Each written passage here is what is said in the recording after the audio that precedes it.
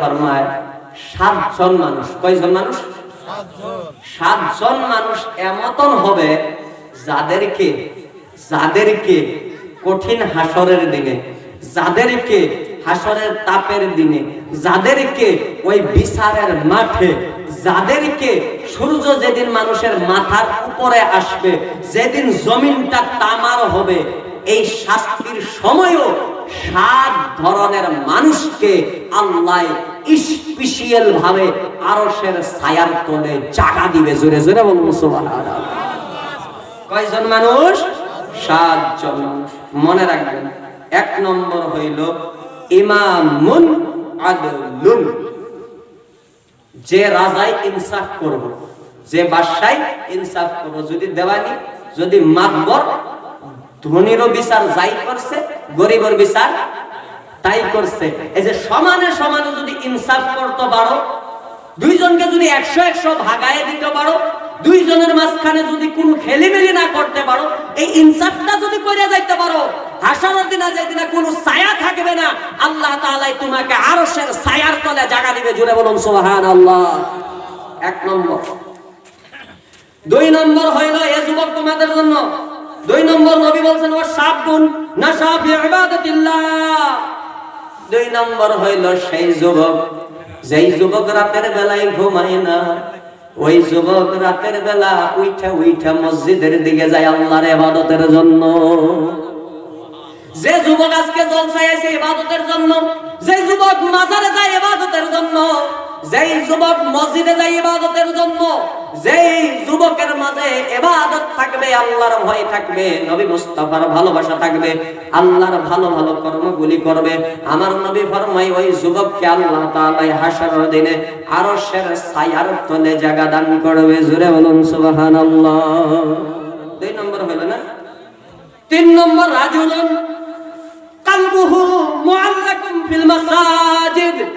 3 নম্বর এমন ব্যক্তি যার অন্তরটা লটকা থাকে মসজিদ দিকে, অর্থাৎ আসরের নামাজ পড়ছে, পয়রা বাইরে খালি সেনিডা হাতে নিছে, মনটা খুশখুশাইতাছে, মাগরিবের টাইম হইলই নাকি, মাগরিবের টাইম হইলই নাকি, মাগরিবের নামাজে যাওয়া লাগবো। রাত্রে যে এশার নামাজ পড়ে ঘুমাইছে, বারে বারে ঘুমটা ভাঙা যায়, ফজরের টাইম হইলই নাকি, মসজিদে যাইয়া নামাজ পড়া লাগবে, মসজিদে যাইয়া নামাজ পড়া লাগবে। এই মসজিদ ফালে যে এটা ধাউতি, একটা যে চাহত, একটা যে উলফত, একটা যে টান, এই টানটা যদি কারো অন্তরে থাকে, নবী বলেছে আরশের দিনে, হাসরের দিনে আল্লাহর আরশের তলে ওই বান্দাকে আল্লাহ ছায়া দান করবে। জোরে বলুন সুবহানাল্লাহ। 4 নম্বর রাজুলান তাহাব্বা ফিল্লাহ ইজতামা আলাইহি ওয়া তাফাররাকা আলাইহি। একজন ব্যক্তি, 2 জন ব্যক্তি একে অপরকে ভালোবাসে আল্লাহর জন্য। আমি এই মুরব্বিরা ভালোবাসি কারণ এই মুরব্বির মুখে নবীর সুন্নাত আছে। আমি এই মুরব্বিকে ভালোবাসি কেন? মুরব্বি নামাজ পড়ে। আমি এই মুরব্বিকে ভালোবাসি কেন? মুরব্বির ঈমান আছে। ভালোবাসি আল্লাহর জন্য। আর আমি ইনাকে খারাপ পাই কিসের জন্য খারাপ পাই? আল্লাহ ওয়ালা না, নবী ওয়ালা না, সেজন্য আমি খারাপ পাই। এই যে ভালোবাসা আল্লাহর জন্য আর খারাপ পাওয়াটাই আল্লাহর জন্য, এই বস্তুটা যদি আপনি করতে পারেন, আমি যদি করতে পারি, হাসরের দিনে আল্লাহ তাআলা আপনাকে আমাকে আরশের ছায়ার তলে জায়গা দিবে। জোরে বলুন সুবহানাল্লাহ। রাজুলুন দাআতহু ইমরাতুন যাতা মানসাবিন ওয়া জামালিন ফাকালা ইন্নী আখাফুল্লাহ। হে যুবক, তোমার জন্য নবী বলেছে, এক যুবককে কোন মহিলাই ডাকছে, খারাপ কামের জন্য আসো, আমার সৌন্দর্য অনুভব করো, আমার টাকা পয়সা অনুভব করো, আমার সাথে কুকর্ম করো। এই খারাপ কর্মর দাওয়াতটা দিয়েছে, ইনভাইটটা করেছে, ওকে ডাকছে যুবককে। ওই যুবকে ওই মহিলার দিকে চাইছে, চাইয়া কইছে, না রে বোন, আমার অন্তরে আল্লাহর ভয় আছে, আমি অবৈধ সম্পর্ক করতে পারবো না। নবীও ফরমায়, এই কথাটা কইয়া যদি ওই যুবকটা ওই জায়গা থেকে ঘুরে আসতে পারে, কিয়ামতের দিনে আল্লাহ তাআলা আরশের ছায়ার তলে জায়গা দিবে। জোরে বলুন সুবহানাল্লাহ। আরেকটা হলো আপনাদের জন্য, সব আপনাদের কথাই বেরিতেছে আজকে। ওয়া রাজুলুন তাসাদদাকা বিসাদকাতিন ফাআখফাহা হাত্তা লা তা'লামা শিমালুহু মা তুনফিকু ইয়ামিনুহু। মানুষের দান করবে, এমন ভাবে দান করবে, ডান হাত দিয়ে দান করলে যাতে বাই হাতে টের না পায়। ওইটা কিরকম জানেন? ওইটা আমি বুঝাই দেই।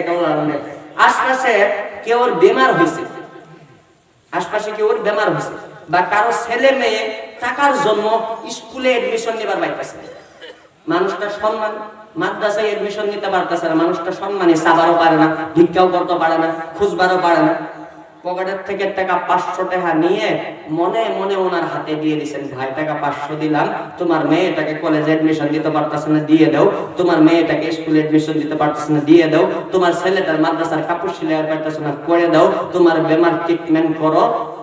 আমি কি ওই কমুনা কইলে তো তোমার খারাপ লাগবে, লাজ লাগবে যে মানুষের পয়সা দিয়ে এগুলি করছে, এই যে লুকাইয়া যে করলা, লুকাইয়া যে করলা, এই লুকাইয়া যে দান্ডা করলা, নবী বলছে এই তোমার জন্য আল্লাহ তাআলা যেদিন কোনো ছায়া থাকবে না আরশের ছায়ার তলে তোমাকে জায়গা দিবে। জোরে বলুন সুবহানাল্লাহ। আরেকজন রাজুলুন যাকারাল্লাহ খালিয়ান ফাদাত আইনা, এমন ব্যক্তি যে ব্যক্তি আল্লাহর কথা শুনে চোখ দিয়ে পানি বের হয়ে যায়, যে ব্যক্তি নবীর কথা শুনে আবেগিক হয়ে চোখ দিয়ে পানি বের হয়ে যায়, যে ব্যক্তি জাহান্নামের কথা শুনে চোখ দিয়ে পানি বের হয়ে যায়, যে ব্যক্তি মৌতের কথা শুই না হায়রা কান্না আসে, কবরের কথা শুই না হায়রা রসুল কলিমা যদি থাকে, ঈমান যদি থাকে, একদিন যাবা একদিন যাবা একদিন যাবা, কিন্তু জাহান্নাম তো পার হয়ে যাওয়া লাগবে, কবর তো পার হয়ে যাওয়া লাগবে, হাসর তো পার হয়ে যাওয়া লাগবে, ফুলসিরাত তো পার হয়ে যাওয়া লাগবে, জান্নাত তো পাবা, নবী শাফাআত করবে বহুদিন পরে, কিন্তু কবরের শাস্তির কথা মনে করো, তুমি জাহান্নামের আযাবের কথা মনে করো, তুমি ফুলসিরাতের শাস্তির কথা মনে করো, তুমি হাসরের দিনের গরমির কথা মনে করো, এগুলি পার হয়ে বহু হাজার হাজার বছর পরে নবী যদি দয়া করে, নবী যদি রহম করে, নবী যদি শাফাআত করে, তবে জান্নাতে যাবা। কিন্তু ভাই আমাদের মনে আশা থাকা লাগে, আমাদের কর্ম দিয়ে আমাদের প্রমাণ করা লাগে যে আমরা যাতে প্রথম অবস্থায় আল্লাহর জান্নাতে যাইতে পারি। জোরে কোন সুবহানাল্লাহ। আমার নবী আরো হাদিসে কইছে, আরবি নাই পড়লাম দেরি হইতেছে, আপনার এই এলাকার নাম গুয়াহাটি বস্তি নাকি? গুয়াহাটি পাড়া। গুয়াহাটি পাড়া, এই গুয়াহাটি পাড়া ধরে নেন একটা নদী আছে, সুন্দর একটা নদী আছে, পাহাড় থেকে ঝর্ণা বয়ে সুন্দর ঠান্ডা ঠান্ডা পানি বয়ে যাইতেছে। অনুভব করো তোমাদের গুয়াহাটি পাড়াতে একটা সুন্দর পাহাড় থেকে নদী নেমে আসছে, সুন্দর পানি বয়ে যাইতেছে। ও আল্লাহর বান্দা, ওই নদীতে যদি দিনে 5 বার গোসল করো, তোমার শরীরে ময়লা থাকবো নাকি? জোরে কথা কোন থাকবো নাকি? আরে একবার গোসল কইরাই ময়লা থাকে না? ওই সমুদ্রে এবার দরিয়াতে যদি 5 বার গোসল করো, তোমাদের শরীরে তো ময়লা থাকবে না। আমার দয়ার নবী বলছে, ওই নহরে গোসল করার জন্য যদি তোমার শরীরে ময়লা থাকে না, তদরূপ নামাজ, 5 ওয়াক্ত নামাজ যখন তুমি পড়বা, তোমার পা থেকে নিয়ে মাথা পর্যন্ত আল্লাহ তাআলাই তোমার সমস্ত পাপের থেকে মুক্ত করে দেবে। সুবহানাল্লাহ। কিন্তু ভাই নামাজ পড়ার মতন লাগবে, নামাজ পড়ার মতন লাগবে। আজকে 2টা টিপস কি শিখাইয়া দিয়া যায়, আর শেষ করব 2টা এরকম কথা কয়ে যায়। সারা জগতে মারেফত তালাশ করে বেড়াইলেন, মারেফত কেউ দেখলো না, মারেফত কেউ পাইল না। আজকে নামাজের 2টা মারেফতের কথা কয়ে হয়ে যায়। বহু মানুষ এমন আছে শরীয়তকে বেলেগ করে, মারেফতকে বেলেগ করে, তরিকতকে বেলেগ করে। এই যারা এগুলি করে এরা ধোঁকাবাজ, এরা জালিম, এরা আমার নবীর ধর্ম নিয়ে এরা ব্যঙ্গ করেছে, খেলা করেছে, এরা অবহেলা করেছে। আমার ভাইয়েরা, শরীয়ত, তরিকত, হাকিকত, মারেফত, এই 4টা বস্তু আমার দয়ার নবী নিয়ে আসছে। জোরে গান সুবহানাল্লাহ। নামাজের মারেফত 2টা কই? 2টা। 1 নম্বর, তুমি নামাজ পড়বা কিভাবে যাতে নামাজে তোমার আল্লাহর দিদার হয়। কার দিদার হয়? নামাজে যাতে আল্লাহর দিদার হয়, এমন ভাবে তুমি নামাজ আদায় করবা। যদি আল্লাহর দিদার না হয়, অতটুক ধ্যান ও খেয়াল তোমার যদি না আসে, তুমি মনে মনে ভাববা ফাইন্নাহু ইয়ারাক, সেই জন আল্লাহ তোমাকে দেখতেছে, এইভাবে তুমি নামাজ আদায় করবা। এইটা নামাজের 1 নম্বর মারেফত। যখন আপনি সেজদা দিবেন, এই জায়গায় 2টা মারেফত আছে, 2টা মারেফত আছে। একটা মারেফত হইলো তুমি যে সেজদা দিলা, তুমি যে নাক আর কপালটা মাটিতে লাগাইলা, সবথেকে সম্মানী বস্তু হইলো কপাল, সবথেকে সম্মানী বস্তু হইলো নাক। যখন তুমি মাটিতে দিলা কার জন্য দিছো? আল্লাহর জন্য না, নাই আল্লাহর জন্য নাই। তুমি যদি আল্লাহর জন্য তোমার কপাল দিয়েছো, নাক দিয়েছো, তুমি ভাবছো আমার নামাজ কবুল হয়ে গেছে বোধহয়, আমার বোধহয় নামাজ হয়ে গেছে। না মুসলমান, না না না না না না। আলা হযরত ইমামে আশিকা কিবলায়ে রোহাজা ইমাম আহমদ রাজা খান ফাজল বেরলভী রাদিয়াল্লাহু তাআলা আনহু এই কথাটারে বুঝাইছে, তুমি কপালটা মাটিতে দিলে, নাকটা মাটিতে দিলে নামাজ হয়ে যায়। নাই নাই নাই নাই, নামাজে দুইটা মারেফত আছে। একটি মারেফত হইল তুমি কপাল লাগাও মাটিতে আল্লাহর জন্য, আর দিলটা লাগাও মদিনাতে নবীর জন্য। যখন তুমি কপাল আল্লাহর জন্য মাটিতে লাগাইবা, দিলটা যখন মদিনাতে নবীর জন্য লাগাইবা, ওই নামাজের মাঝে আমার নবীর স্টাম্প মারা থাকবে। আর যেই নামাজে আমার নবীর স্টাম্প মারা থাকবে, যেই আমলে আমার নবীর স্টাম্প মারা থাকবে, সেই আমল আল্লাহর দরবারে লাগালাগ কবুল হয়ে যাবে। জোরে জোরে বলুন সুবহানাল্লাহ। হুজুর স্টাম্প মারা, হ্যাঁ স্টাম্প মারা শব্দটা কইলাম, কিন্তু অর্থটা বেলেগ। অর্থটা হইল এইটাই, আমার নবী বলেছেন যে দুরূদ নামাজে আছে, আল্লাহুম্মা সাল্লি আলা মুহাম্মদ ওয়া আলা আলি মুহাম্মদ কামা সাল্লাইতা আলা ইব্রাহিম ওয়া আলা আলি ইব্রাহিম ইন্নাকা হামিদুম মাজিদ, আল্লাহুম্মা বারিক আলা মুহাম্মদ ওয়া আলা আলি মুহাম্মদ কামা বারাকতা আলা ইব্রাহিম ওয়া আলা আলি ইব্রাহিম ইন্নাকা হামিদুম মাজিদ। এই দুরূদের নাম হইল দুরুদে ইব্রাহিমী। কথা কয় না, দুরুদে ইব্রাহিমী। আর যত দুরুদে আছে, যত দুরুদ আছে জগতে, সব থেকে শ্রেষ্ঠ দুরুদ হইল দুরুদে ইব্রাহিমী। যেরকম সুবহানাল্লাহ।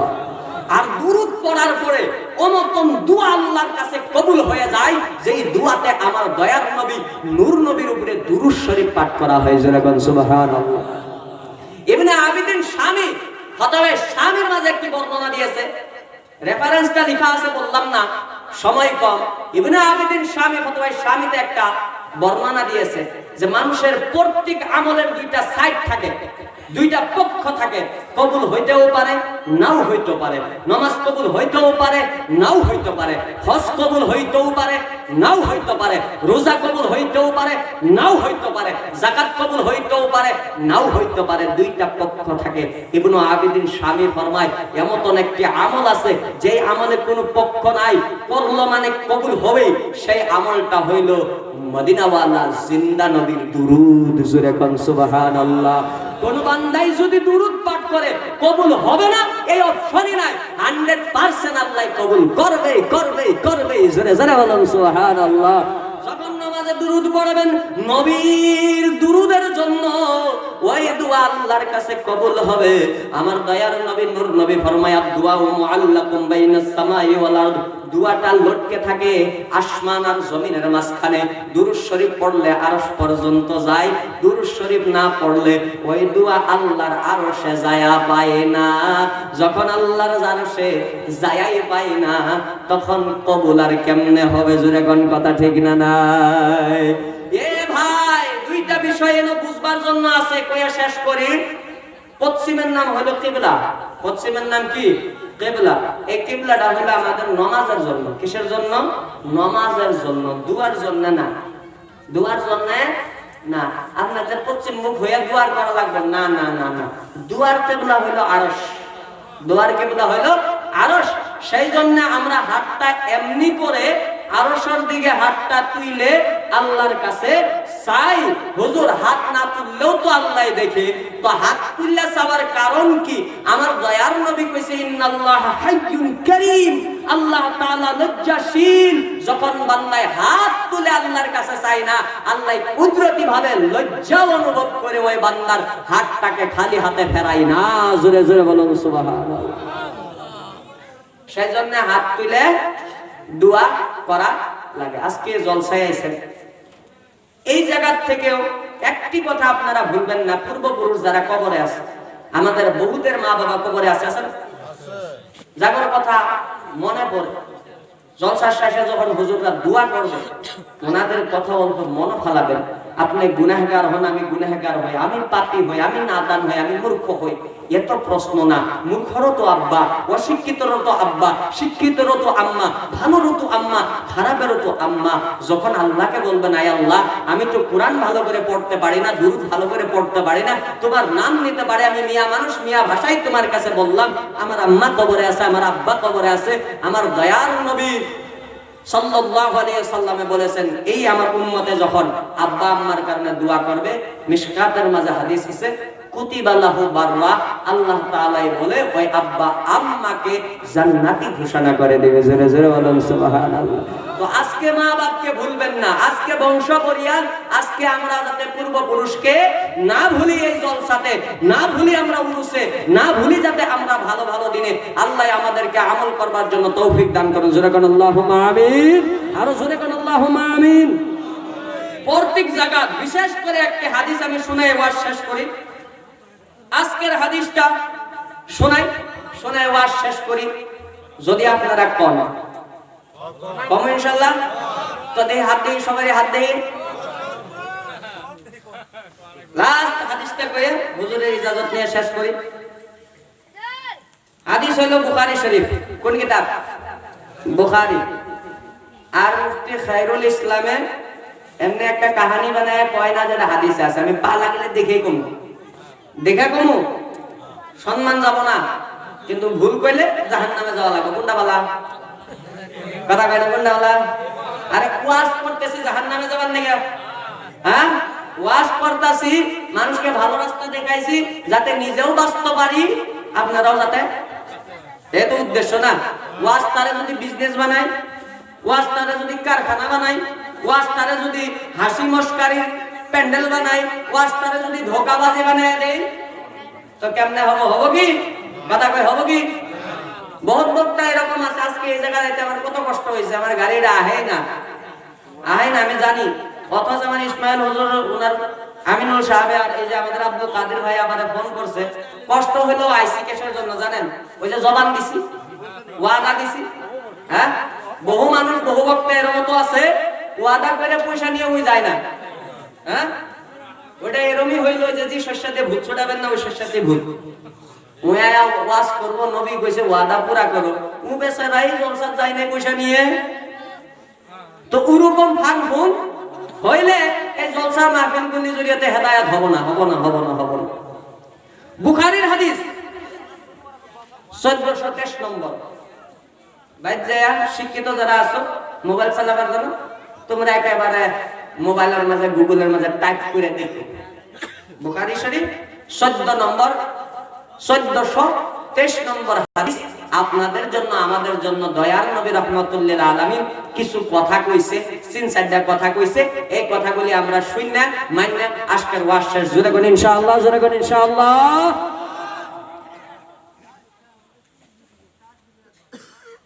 হাদিসের রাবি হইল সাইয়্যিদুল মুহাদ্দিসিন হযরতে আবু হুরায়রা। আল্লাহর নবীর যত সাহাবা আছে না, সব সাহাবার থেকে সবথেকে বেশি হাদিস চর্চাকারী, হাদিস মুখস্থকারী ছিলেন আবু হুরায়রা। জোরে কোন সুবহানাল্লাহ। আবু হুরায়রা রাদিয়াল্লাহু তাআলা আনহু বর্ণনা দিয়েছেন নবী থেকে, আমার দয়ার নবী ফরমায়, সাবআতুন ইউযিল্লুহুমুল্লাহু তাআলা ফি জিল্লিহি ইয়াওমান লা জিল্লা ইল্লা জিল্লুহু। জোরে জোরে বলুন সুবহানাল্লাহ।